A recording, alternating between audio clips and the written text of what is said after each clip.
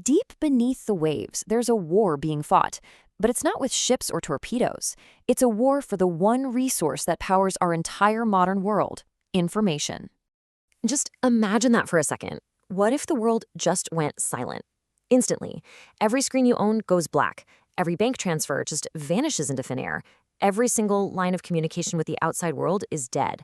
Now, this isn't some scene from a disaster movie. This is the terrifyingly real consequence of a single, well-placed cut in a system you rely on every second of every day, but have probably never even seen. You know, we're all told our data lives in a cloud, right? This weightless, kind of ethereal idea. Well, the truth is a lot heavier. It's colder, and it is very, very physical. 95% of the global internet, I'm talking every email, every financial transaction, every state secret, it's not floating in the air. It's all on the ocean floor, racing as pure light through glass fibers thinner than human hair, buried in the crushing absolute dark of the abyss. This isn't an exaggeration. This is the fragile, completely invisible backbone of our entire civilization. And believe me, the people tasked with protecting it, they understand exactly what's at stake. Because right now, a secret war is being waged for control over these digital lifelines, and it's happening on two hidden fronts. We're going to take you to both, from the crushing depths where submarines hunt these cables to the anonymous buildings on shore where our data is actually at its most exposed. This is the undersea war on everything. So to really understand this new battlefield, you have to understand the target. And this is not just some simple wire. No, it's a technological marvel. It's an artery of pure light, engineered from the ground up to withstand the most hostile environment on planet Earth. At its very heart are these gossamer strands of G654 silica glass, a material so incredibly pure it allows light to travel for hundreds of kilometers with almost no degradation. But this fragile core is shielded by layers and layers of rugged protection: waterproof polyethylene, galvanized steel to fight off the immense pressure and tension of the deep sea, and even a copper conductor, basically a power line, delivering high-voltage DC to amplifiers that have to boost the signal across entire oceans. This whole undersea portion is called the wet segment. And we're talking about thousands of miles of cable, repeaters, and branching units that split signals to multiple countries, all of it just lying there, exposed on the seabed.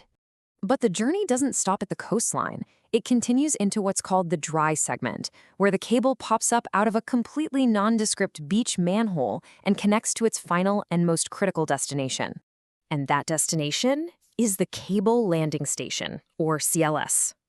These anonymous-looking buildings are, without a doubt, the most important pieces of infrastructure you've never heard of.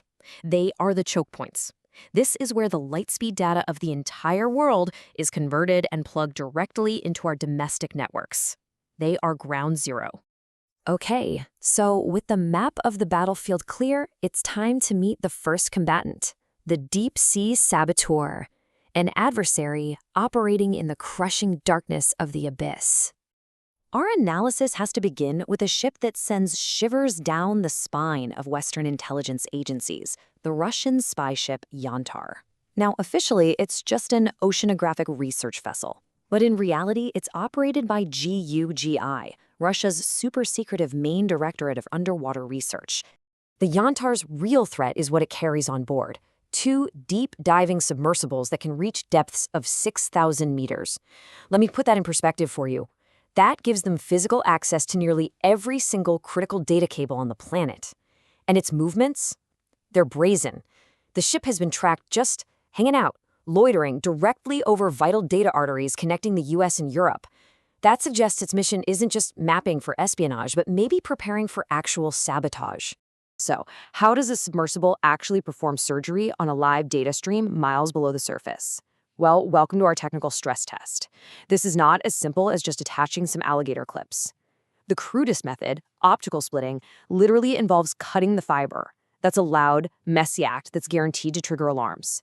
But the really sophisticated approaches, things like a V-groove cut or an interferometric tap, they are designed for pure stealth, siphoning off data without causing any measurable drop in the signal. The most common non-intrusive method is something called macro bending. See, light is trapped inside the fiber by this principle called total internal reflection. But if you bend that fiber at a sharp enough angle, some of that light escapes. So a sophisticated clip-on device can create this bend and then capture the leaking light, effectively reading your data from outside the wire.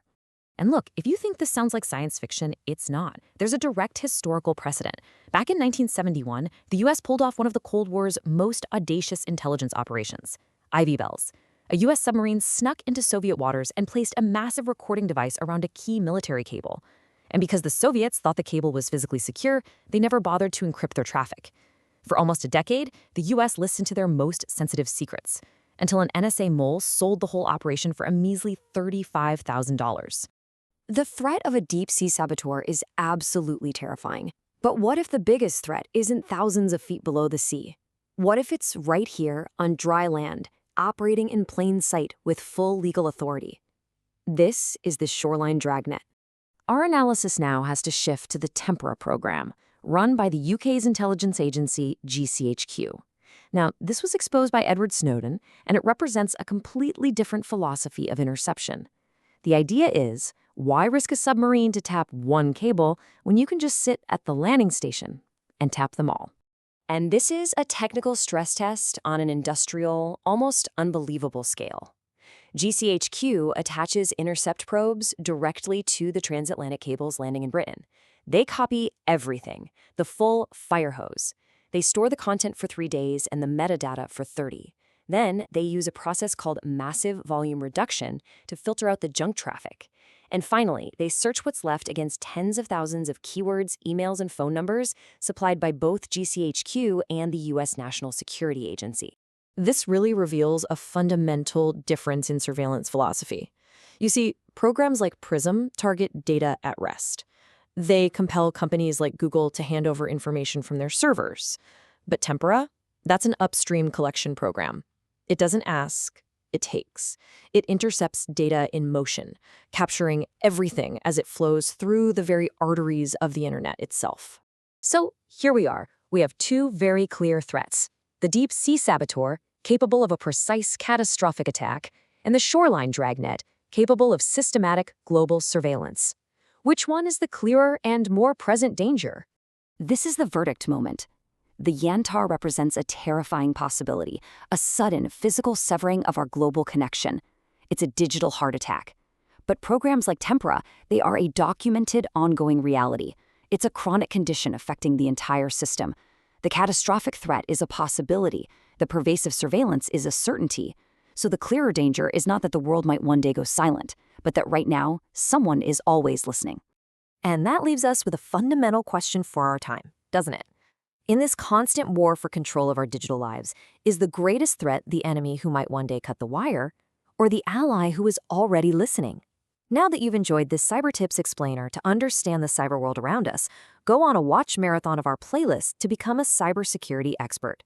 Remember to subscribe, like, and share this video with someone you deeply care about to have a foolproof cyber defense.